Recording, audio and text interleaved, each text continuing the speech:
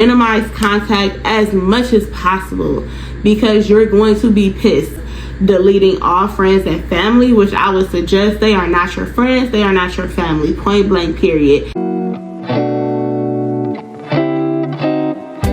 Hi everybody, welcome to my channel. I'm Lataya, the multifaceted mom. And today I want to talk about how to level up after a divorce. Now, a lot of you guys don't know, I don't know if I talked about it as much on my channel, but I am divorced. I was officially divorced in January, but I left my marriage in August. And in the last year, so much has happened, and honestly, everything that's happened has only been an improvement in my life. And this is a disclaimer. I am not going to spill the tea. I'm not going to spill too much about my last marriage, but really just how to move forward after a pretty, traumatic divorce, traumatic situation and experience that I had. I think that for a lot of us women who are either single or single moms, who have dealt with failed relationships, failed long-term relationships or marriages, I think we just don't talk enough about how to move forward. So I have a few do's and don'ts and some tips on moving forward and leveling up your life. So just to let you know, I am a mom of two beautiful girls, two toddlers, 18-month and a 3-year-old. So leaving my marriage was a transition. It wasn't too big of a transition in terms of motherhood, but being a married woman to a single married mom to a single mom was no joke. And to level up after that, and to really just focus on leveling up my life, it took a lot of strategy. It took a lot of motivation. And honestly, after leaving my marriage, I was completely mentally pretty fucked up. I'm not gonna lie. I went through so much, not only with my relationship, but when you go through a divorce, like a lot of situations, like a lot of pregnancy, a lot of hardships, you kind of learn who's your friend, who's not, who is your support system, who's not. And a lot of the expectations that you have on people kind of go out the door, and that, or has to go out the door essentially. And you really have to have more expectations with yourself. And throughout this last year, I've learned how to trust myself. I've learned how to trust my own voice. I've learned my flaws, things that I need to work on. Let my therapist tell it, I have come a long way within a year. So let's get into it. Number one thing I would say is to go to therapy. I know a lot of people talk about going to therapy, and that's just like a trend, but really when you go through a divorce, for one, divorce is already hard, but going through a divorce with like a toxic person or a very hard situation that was extremely dramatic, it's not easy, and sometimes you need that third person to just let things out to, which kind of ties into my don't. Do not vent to family and friends who are not trusted. I think that's something that I learned throughout this entire experience, is that sometimes you might be the generation curse breaker. So you have to have a therapist, a third party that is not biased, that can see things from an objective standpoint to really understand where you're coming from, and process everything that you're going through. Because a lot of my experience was realizing that a lot of the women in my family have been through abusive situations, and they never left their situation because of the abuse. They might have left because of other reasons, but abuse was pretty normalized. And that was something that I had to swallow that tough pill, and that was just very hard. Therapy will also help you to evaluate what you did wrong. How did you get in your situation? Because it's so easy to point the finger at other people, but let's be real. We turned those red flags into yellow flags. Sometimes our unhealed version saw red flags as green flags, and that's okay because that's where growth comes in. And sometimes we ignored red flags because we felt like, you know, they weren't that big of a deal. Or maybe red flags were extremely normalized. You know, it was pretty normal in my family to deal with a lot of disrespect because it was chucked up to communication problems, relationship problems. And a lot of times I remember when I would just kind of vent about my situation, it would be like, oh, that's just how men are. No. We're leaving that scarcity mindset behind, honey, because a lot of men are not the same. It's who we choose. And at the end of the day, I had a lot of flaws in my marriage, and I will be the first to admit that I was extremely controlling, which leads to one of my other tips is you need to face the person in the mirror. Like, what did you do? What brought you to this place? What did you ignore? Do you have daddy issues? Do you have mama issues? Do you have abandonment issues? Are you used to being neglected? Is that how you were a victim of love bombing? What did you do to end up in this situation? You have to start there.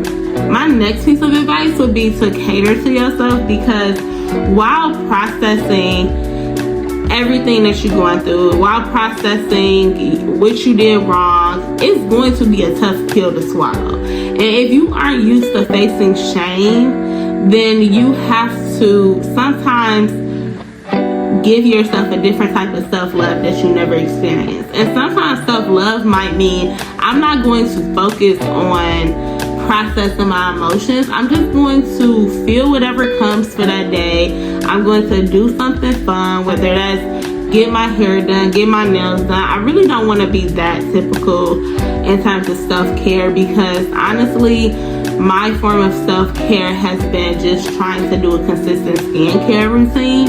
And yeah, I mean, the skin is pretty flawless. I'm not gonna lie to you. And all my life I use water. And even though I'm seeing the TikTok girlies do all these skincare routines, I'm just like, well, I don't have these type of issues. However, I did love having a skincare routine because it gave me that little 5 minutes to just focus on myself, to cater to myself, to treat myself like I'm giving myself a facial every single day. And now that's like a number one thing that I have to do every day and every night before bed. So cater to yourself. I mean, solo dates. I did, if y'all seen in my last video, I'll pin it at the bottom. I did my my helicopter date, my solo date, which was so freaking fun. I did a solo dinner date. Like, cater to yourself. Do things that you've never done before, or do things that you always wanted to do. I mean, I've never been a person that didn't want to spend time by themselves. I actually like spending time by myself, especially since becoming a mom. But if you don't, get comfortable with yourself, because when you get comfortable with yourself and you get comfortable hearing your own voice, you're going to let your thoughts process. You're going to be able to hear God and what He wants you to do. You're going to be able to process your emotions and feel whatever comes up, because it is very difficult. I can honestly say after a year, I am no longer angry. I am no longer sad. I am ready to move on. I have forgiven my ex. I've forgiven his family.